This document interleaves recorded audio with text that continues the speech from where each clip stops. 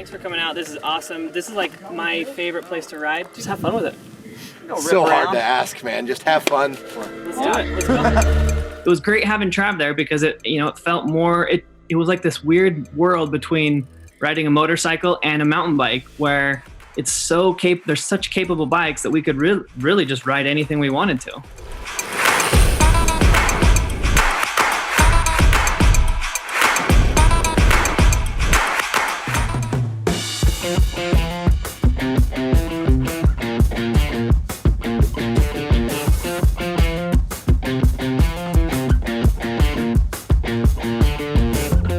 Well, this is the Ride Giant podcast, and we have a really cool individual.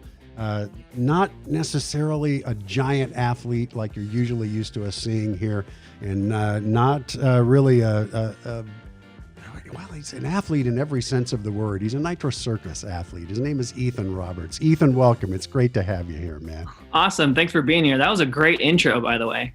We're talking to Ethen because Ethen just completed production on a campaign, really a spectacular campaign that is playing on the Giant and Live websites right now, and it's 24 hours in Utah with some action sports royalty, the Nitro Circus crew. Tell us how this happened. Tell us a little about this event. Yeah, I mean, it's kind of crazy how this kind of came about because riding for Nitro, it's hard to say that we're like one specific thing, but I ride a Giant bike in every single one of the Nitro shows that I go to, and Giant's been helping me out as a bike rider for the last 10 years, really.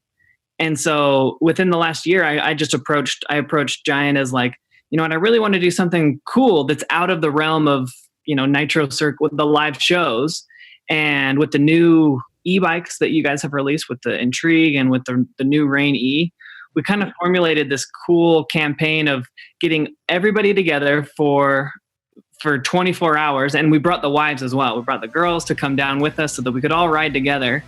And I mean, we were battling weather, and we brought in 2 helicopters to take us up to the top of these ridges with this amazing lookout, something that, you can never really do, but it was so awesome to see Giant support from the very beginning. They just saw that, we love riding bikes, even though it's kind of out of our element, that they wanted to get behind this. And so we got Travis and Lyn-z and Dusty and Tara. And then my wife was supposed to come, but she was a little pregnant at the time. So That'll force you to stay at home occasionally rather than going out I mean, when you're 10 months pregnant, you're not able to come ride in the helicopters and e-bikes. So, but she's going to come next time. That's for sure. Hey, congratulations. You're a father again, man. Thank you. Yeah. It's been a whirlwind. That's for sure. This is an area that is in Utah and is fairly remote. I mean, the areas that you went to, this is not some place that you can get to easily. Certainly the e-bikes made it a little easier for everybody to get to where you needed to go. Totally. Yeah. So, I mean, having Travis and Lyn-z involved, I mean, they're from the East Coast, so they flew into Salt Lake, and then the only way that they could get down to where we were at in time is by helicopter, literally. And so they came down to one of my friend's house who he owns a helicopter. And so they flew him from Salt Lake down to very southern part of Utah, kind of in this really remote area that it took us a couple days to get to. And then as soon as we got there, the weather kind of closed in on us to where we only had a window of literally 24 hours before the helicopters had to leave, or they'd be grounded there for a while. And so it just turned into this really cool, like fun Mission Impossible style thing where we were able to ride on top of these buttes that I don't even know if anyone's ever been there before, but the government, they gave us clearance to land in these certain spots, and we were able to ride in amazing territory. It is. It's just beautiful location. And I mean, the edges of those buttes, there's quite a drop off there on a lot of those. Yeah. I mean, we're easily 1,000 feet up on these cliffs. And so but it was awesome to have the e-bikes up there as well, because I mean, it's terrain that we've never ridden before. And so we're able to like climb up these hills and use these, uphill like rock features as like jumps, which we would not be able to do on a normal bike, And so by having these e-bikes where they're fully capable of doing anything our normal bikes can, we have so much, it was great having Trav there because it felt more, it was like this weird world between riding a motorcycle and a mountain bike, where it's so there's such capable bikes that we could really just ride anything we wanted to. There's a scene in this video that you put together with us where you and Travis back to back do a flip over this hill. It's really something to see. I love e-bikes. They're not the lightest things on the planet. So for both of you to get that airborne and to do that flip, very impressive. Very impressive. Thank you. Yeah, I was more surprised that Travis wanted to do it, because it's a jump that I've hit before. And so I was like, yeah, I'll do a backflip. So I showed him that it was possible, and he's like, okay, I'll do it. I'll just follow you in. He's never hit the jump before, never jumped one of those bikes before, and followed me in way too close to where we almost hit in the midair. I'm pretty sure his dust went into my eye. That was way too close. But he somehow came around perfect and landed. I mean, they are a bit heavier, but I think, having that weight, it's almost more true to like riding a motorcycle than anything. So it was amazing. That's a good point. You do get a lot of momentum going on a bike like that, on the e-bikes. And I suppose I should give the caveat to anybody who's watching here who thinks, oh, I can do that. We don't necessarily recommend that people ride our e-bikes, or really any of our e-bikes, the way that the Nitro Circus crew does. Man, they sure are capable. That's for sure. Yes, they are. I was looking back at some of the videos on the Nitro Circus website, and I found one of the Godfrey clan of you when you're a much younger man from, I think, 2014, where you do a triple flip on a mountain bike for the first time. Yep. And right off the bat in this video, you try the triple flip, you case the landing, and you come down really hard. Triple flips are going down to dirt this weekend. I am so pumped.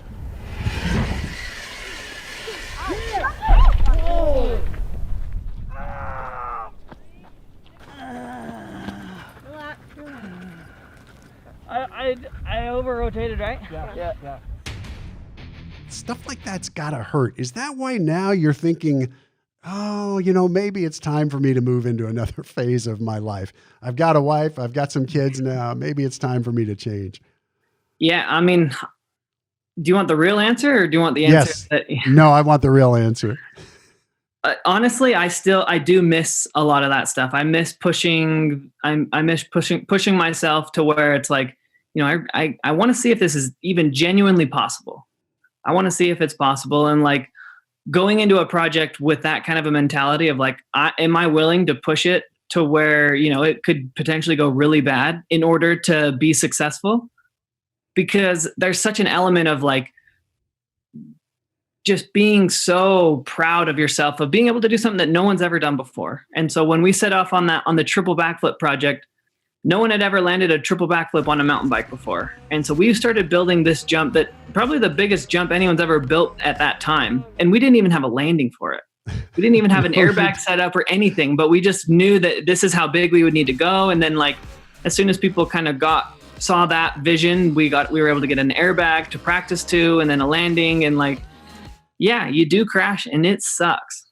But at the end of the day, like, we practiced so much to where I felt confident and I knew that I could do it. And so like pushing through the pain and pushing through the doubt of like, am I going to die, to landing it. And now it's, it's a world record, and we've got it one of the coolest pieces on Nitro's history for landing a triple backflip on a mountain bike before to dirt, which has still never been done before. So it's very cool. And it was great to see that.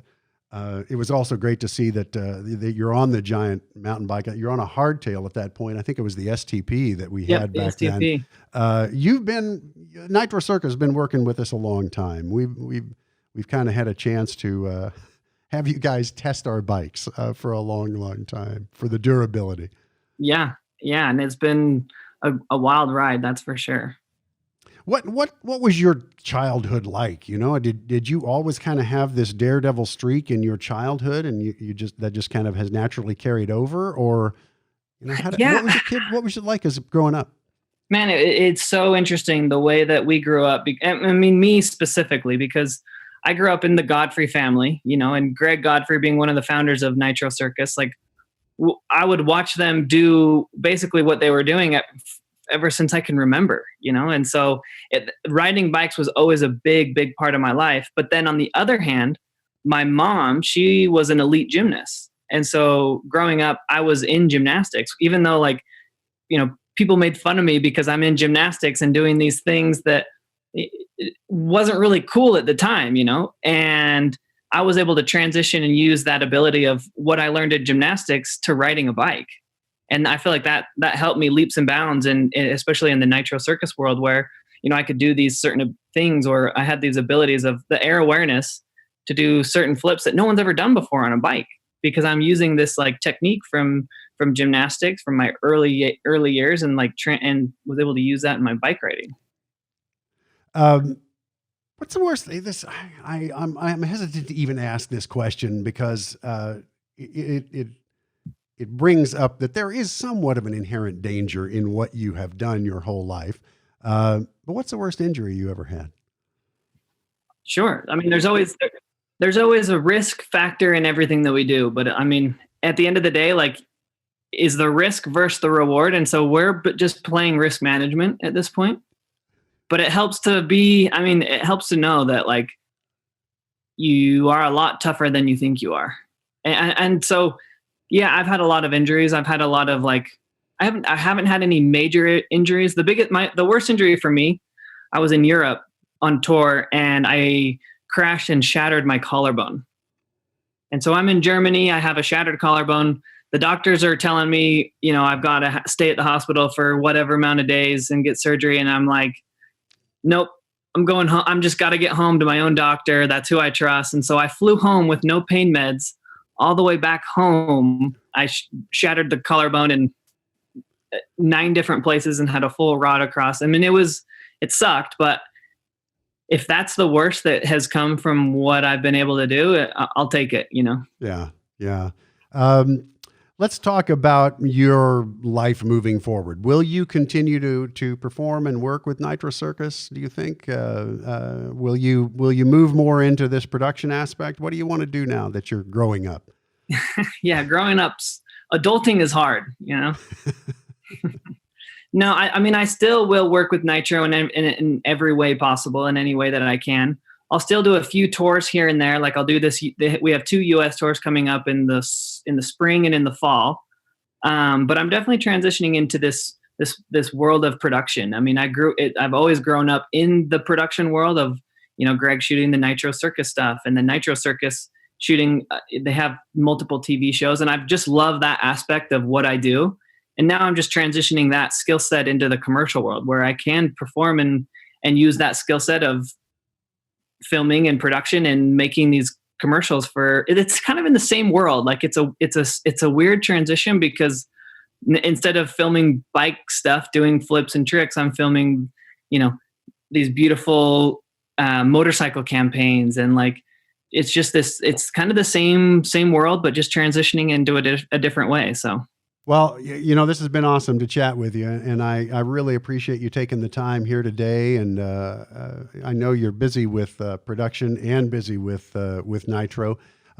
Thank you very much, man, for being here, and best of luck to you. And thanks for putting together a great video for us. That is just a heck of an adventure, man. Yeah, thanks, Patrick. I appreciate it. And I'm excited for what Giant has in the future, really. I mean, this is kind of just the beginning of what we can do, and especially with the new technologies that Giant's always coming out with. It's really cool to push it a little bit, but explore and make it relevant. It's awesome. I'm really, really grateful to be a part of the team. So, Ethen, thank you for partnering with us, and the Nitro crew for partnering with us for so many years. And best of luck to you. Stay safe. What is it they say? Keep the blue side up. Yeah. I'm trying to keep it all rubber side down, I guess, but rubber side down. That's the right way. Yeah. All right, man. Thank you. Good talking to you. My man. Thank you. Talk to you soon.